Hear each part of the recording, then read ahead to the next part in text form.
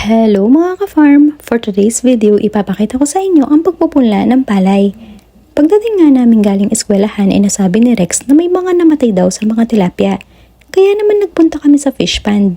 Nakita nga namin na may mga ilang nakalutang. Sayang nga dahil ang lalaki ng mga namatay. Dahil na din siguro sa panahon dahil sa umaga ay mainit tapos sa hapon ay uulan. At habang kami nga na nandito ay nakita namin itong mga ka-farm namin sa may katabi, kaya naman pinuntahan namin.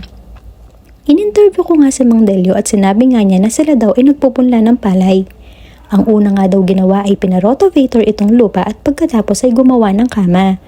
At ngayon nga ay ibinubod ang palay at habang ginagambol ang lupa ay yun ang pinantatakip para daw hindi kainin ng mga ibon.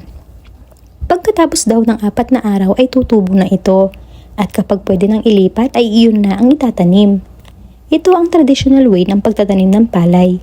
Yun nga lang medyo magastos dahil kailangan pang kumuha ng maraming tagatanim. Kaya naman karamihan ang ginagawa nila ay ikakalat ang palay or in Kapampangan isasalbag dahil hindi na kailangan kumuha ng maraming tagatanim. Sa gayon ay makakatipid sila. Ito nga si Mang Ernie, in-interview ko din. Ayaw nga niyang ipalagay ito sa Facebook kasi daw nahihiya siya at baka makita ng mga karatig bansa natin kung saan high-tech or makina na ang mga ginagamit nila sa pagtatanim ng palay habang sila naman daw ay mano-mano pa. Alas 7 nga daw ng umaga nang magsimula sila. Mabuti na lamang at makulimlim ang panahon. 85 years old na nga pala itong si Mang Erning pero tignan nyo naman malakas pa at nakukuha pang magtrabaho sa bukid.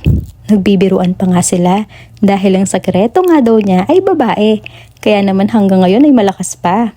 At dahil nga tag-ulan na, panahon na ng pagtatanim ng mga palay kaya naman abalang-abalan na yung mga katabi namin. Habang yung iba naman ay tapos na at nakapagtanim na.